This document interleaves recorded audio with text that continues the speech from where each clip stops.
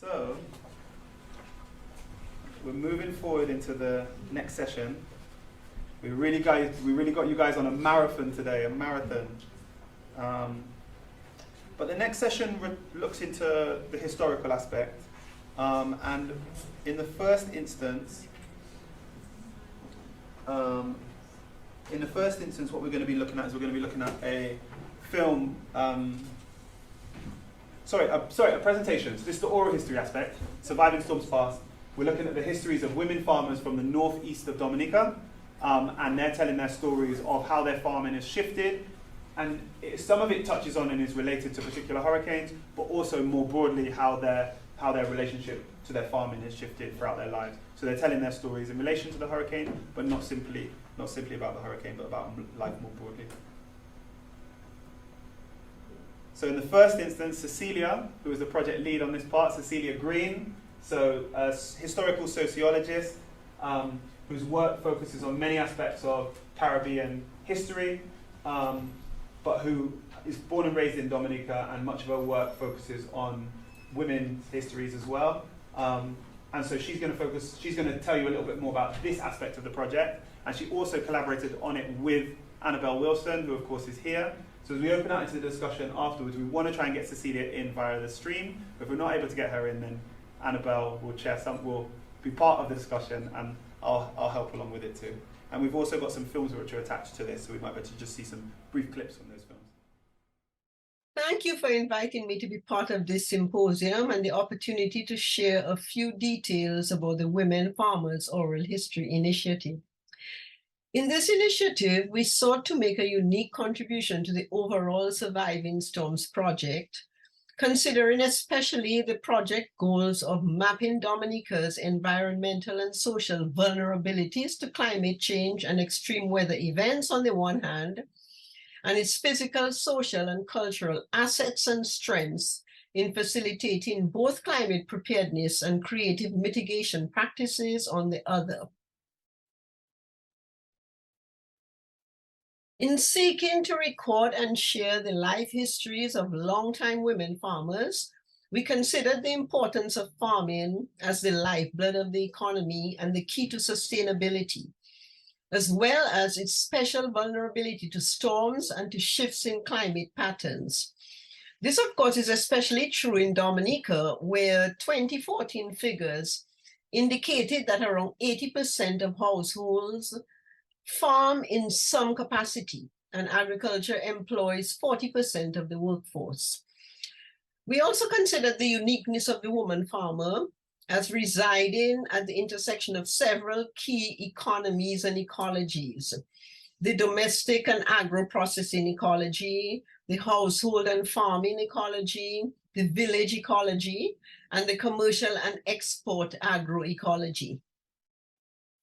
Women farmers have tended to occupy the hidden scenes of the official economy, seen either as assistants to primary male protagonists in the successive cyclical histories of monocrop export production that have characterized Dominica's economic profile, or as the main purveyors of a domestic food economy that is expected to be sustained in the interstices of, or the intervals between export booms with little official recognition or support.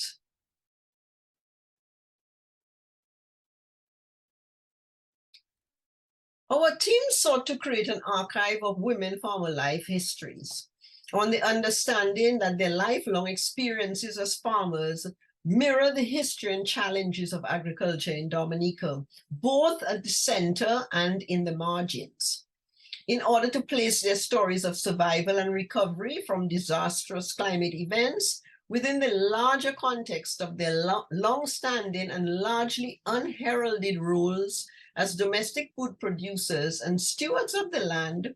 We asked them to share their adaptive responses to both the economic and climate shocks that have affected their lives and livelihoods over the last few decades.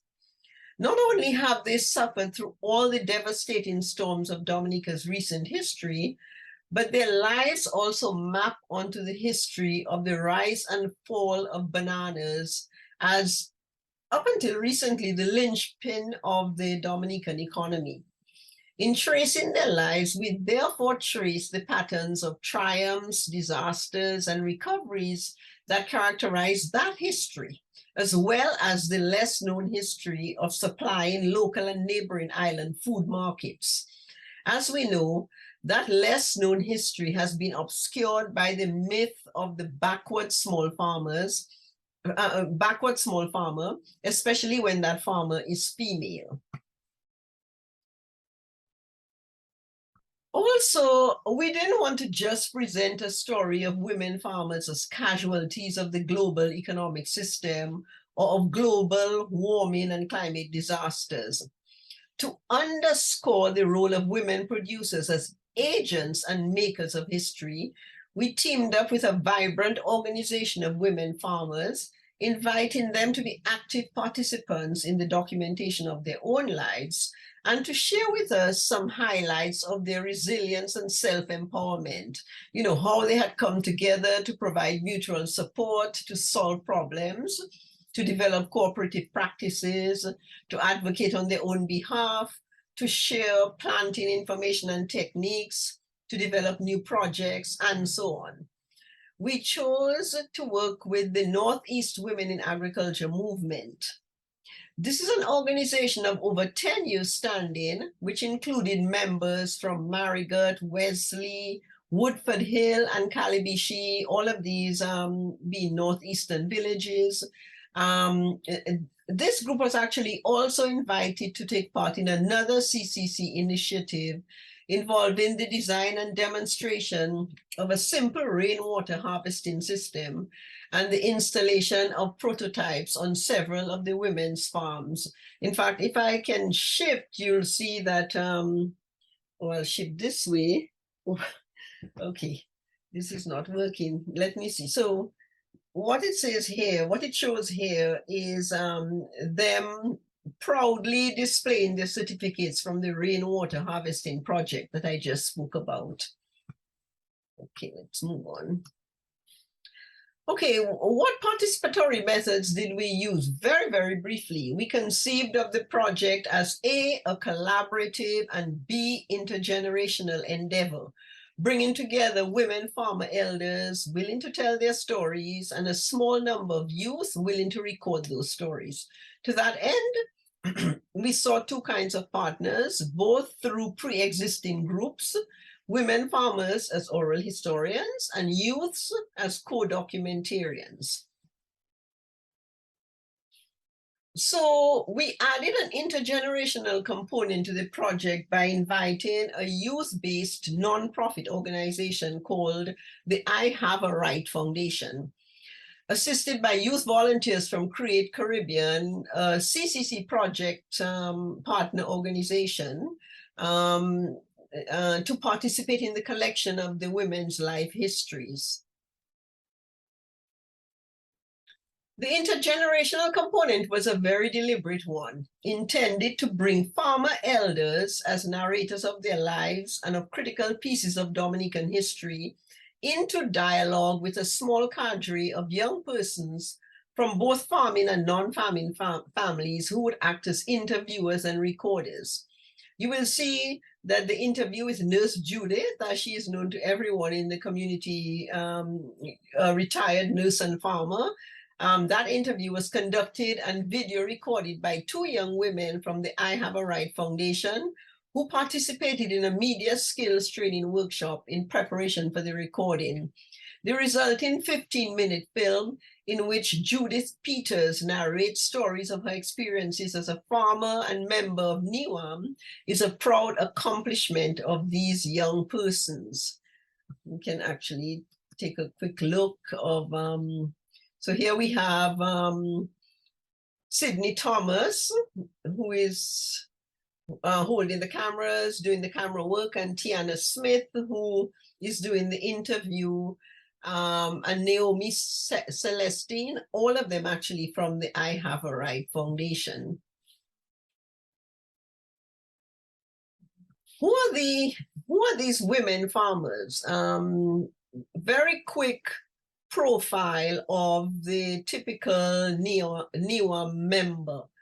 The farming women who are profiled in the two short films that came out of the project were all deeply involved in the banana export industry during its heyday, which is the period roughly spanning the 1960s to the mid-90s.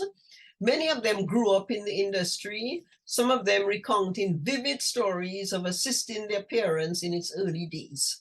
Many subsequently went on to produce bananas in partnership with their husbands and their adult children.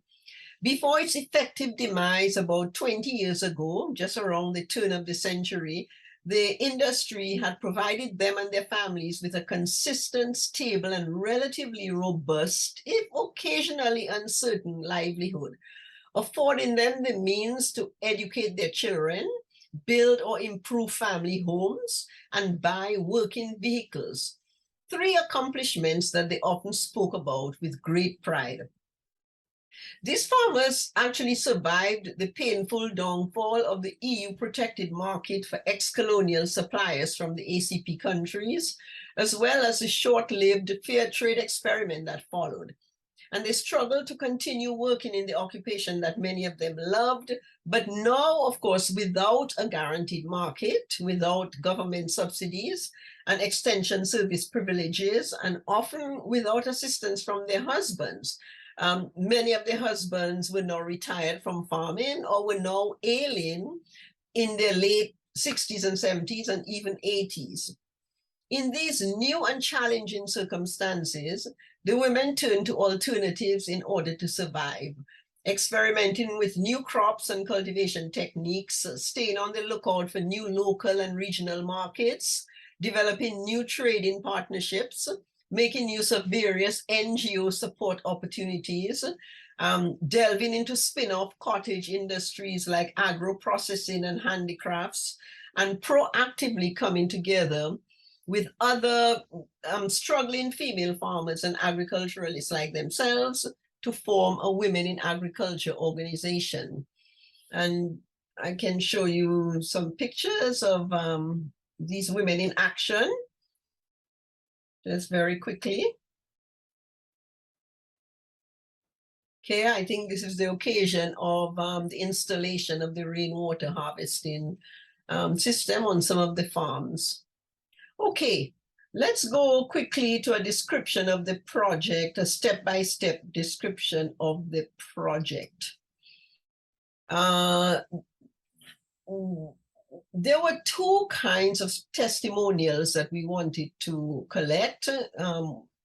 One collective, one type collective, and the other type individual.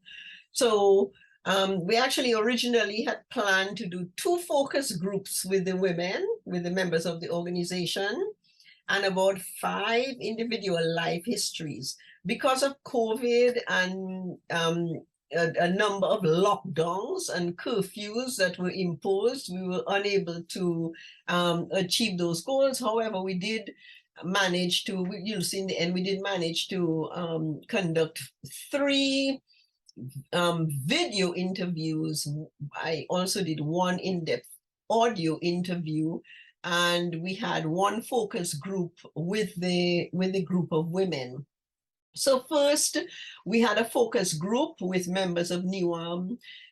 We met the women. We wanted to hear their voices about being a farmer and a member of NEWAM. Then after that focus group, we got volunteers to participate in individual oral history interviews. Subsequent to that, we conducted a media training workshop for youth volunteers from the I Have a Right Foundation. Then, of course, we proceeded to conduct and videotape the interviews and the farm visits. And we had also planned to have a post-collaboration focus group with the youth interns, which we did on a somewhat reduced basis, but we had at least one of the interns talk to us in depth about her experience.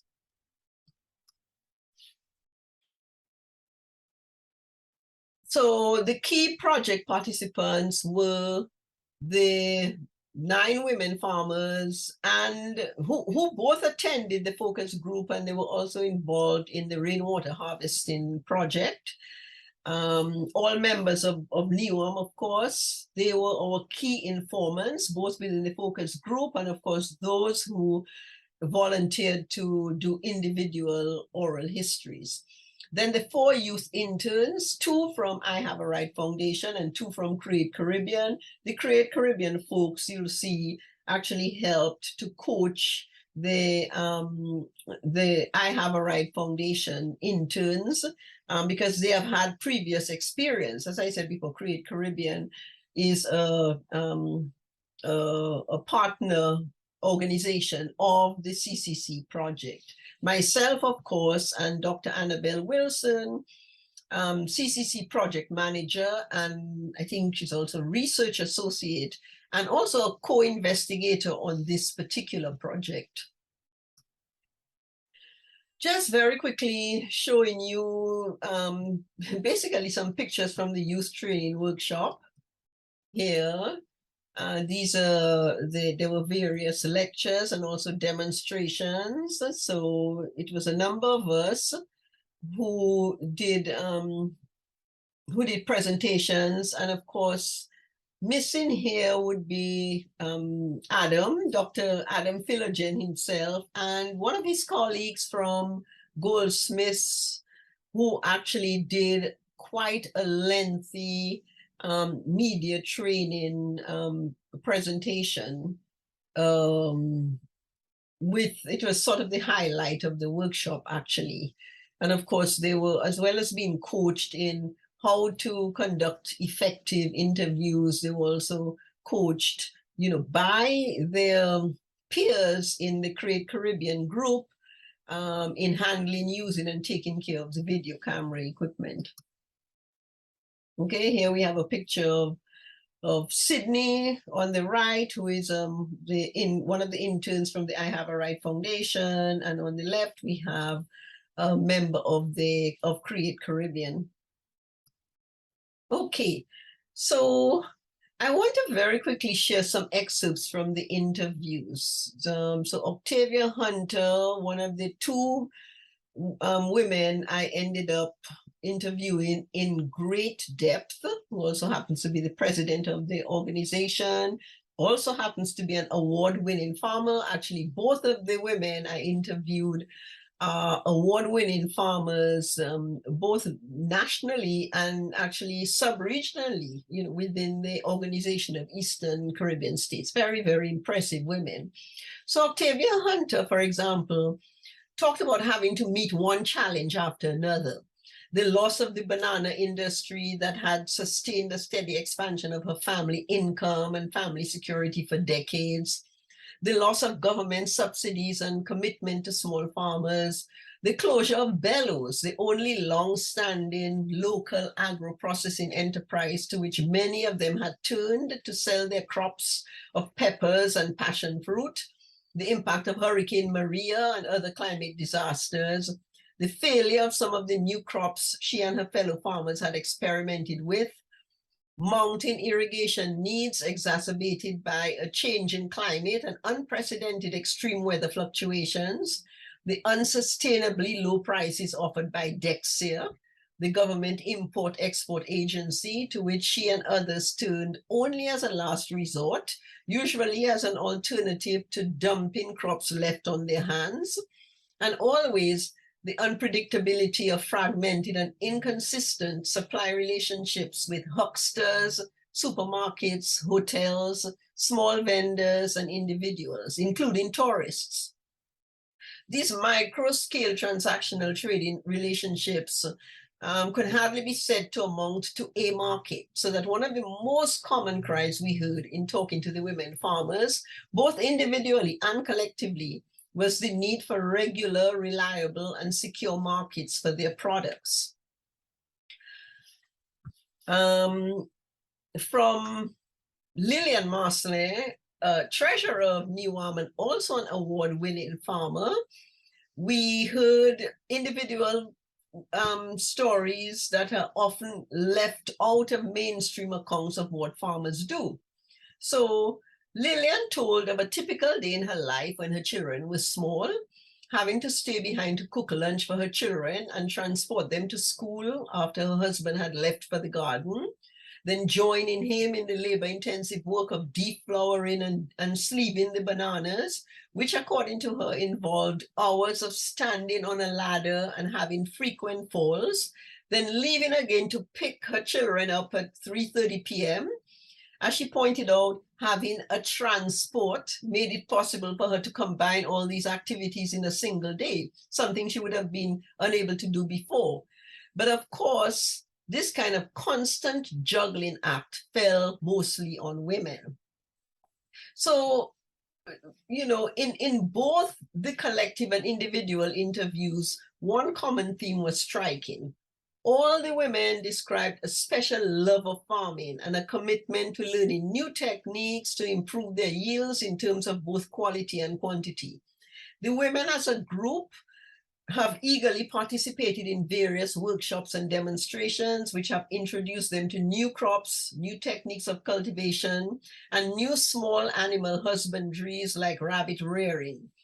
Beyond the access to new knowledge, new skills, and new opportunities, all the women also describe the collective as a lifeline in terms of social and emotional support. The group, for example, regularly engaged in the traditional practice of kudme, which is a Creole term that means, you know, the giving of a day of collective labor to individual members in turn. As one informant described it, if it's a piece of dashing you have to clean, we clean all day. We cook, we bring our own food, we eat, we drink, and the other week we would go somewhere else and do the same thing. I wanted to share some findings from the focus group with you quickly because I'm running out of time. These are some of the highlights. I have them, I organize them into three columns: the benefits of the group itself, the challenges that the women have faced as farmers, and some new ideas that they came up with. I'll just take one from each of the columns. So kudme, I've already talked to you about what kudme is, a traditional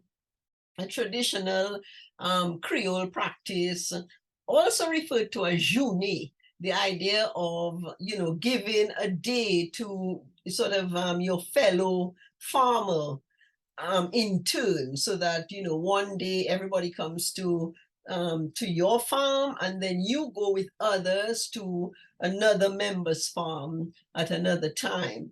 The women described, you know, not just doing very hard work on such days, but also enjoying themselves. And then in terms of challenges, there were many that they mentioned, but the ones, and that's why I have so many exclamation points here. The one that they mentioned the most is markets, markets, markets. I won't go into detail, we don't have time, but really they complained bitterly about the lack of markets and the failure of the government in sort of creating and supporting markets and securing, markets for them. And one of the big ideas that they've been thinking about for a while is the idea of setting up a seed bank, right? For the purpose of course, you know, successfully farming, but also preserving the biodiversity of Dominica, which according to them is disappearing as a result of climate change. Some of the comments they made about being women farmers, you know, the uniqueness of that. More women are into vegetables and seasoning. Women tend to control that area. Women are more willing to try new things. Women, of course, are constrained to feed their families, and so that they never stop working. About climate change, the women remarked that, you know, wet season and dry season, which were sort of hallmarks of the pattern, the agricultural pattern of, you know, all of the Caribbean islands, that these variations don't exist anymore. Wet season and dry season don't exist anymore. Water is now unpredictable. This is an island, of course, with 365 rivers, you know, one of the most well-watered islands in the Caribbean. The rivers are drying up. We can no longer afford to waste water. Rainwater harvesting is very important now. There are new plant diseases. The parrots are destroying our crops because they're now at lower elevations since Hurricane Maria, and even before. Of course, they're now at lower elevations because of the destruction of the treetops, the agoutis, and are also wreaking havoc in our gardens. And then also tree cutting is making the loss of the watershed from hurricanes worse. Soil erosion is a problem. So these are some of the problems they mentioned. Some conclusions, just very quickly. In this project, we have borne witness to the women farmers' persistent and ongoing efforts as a self-organized collective to build sustainable agricultural livelihoods and enterprises, even when markets prove elusive and climate change and disasters threaten to break their spirit. It's important to note that we're not talking here about women farmers as a kind of endangered species or as quaint repositories of folk wisdom, or even as a group capable of bold new ideas like that of creating a seed bank. We're talking also about hardworking farmers who are applying innovative techniques in their farming, trying to make farming financially viable and exercising leadership on several fronts in their communities. In the group, for example, we have a farmer who, as president of the Dominica Dominoes Association, has led the group in international tournaments. Another who studied theology for 2 years to become pastor of her own church, which she now has. Another who studied floral arrangements and now regularly provides floral arrangements for a funeral home. Yet another who, apart from a flourishing business supplying food boxes to 40 customers every 2 weeks, is also president of the Northeast Cocoa Producers Co-op. So, you know, we're talking about women who are forward-looking, who are open to new crops, new technologies, experimentation, and definitely agro-processing.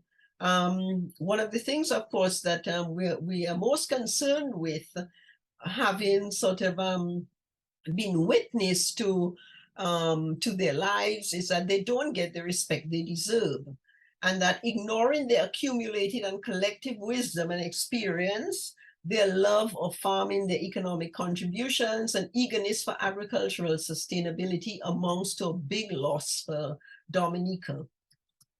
So very briefly, what do they need? I'm going to be very brief.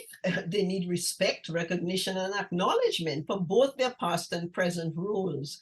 They need to be brought into the national conversation about agriculture. They need to be made partners in national agricultural and crop planning. And of course, they need urgent assistance with many things, some of which have to do with climate change and weather disasters. And just very quickly, so things like feeder roads, tree planting for soil conservation markets, transportation, irrigation systems, new technologies, climate change mitigation, extension services, agro-processing, small animal husbandry. And I'm going to stop on this note, mostly because I think I've already taken up more time than I should, and it's not, you know, a nice sort of neatly tied together ending, but I hope that you have got a sort of flavor of what we try to do in this work package. Thank you so much.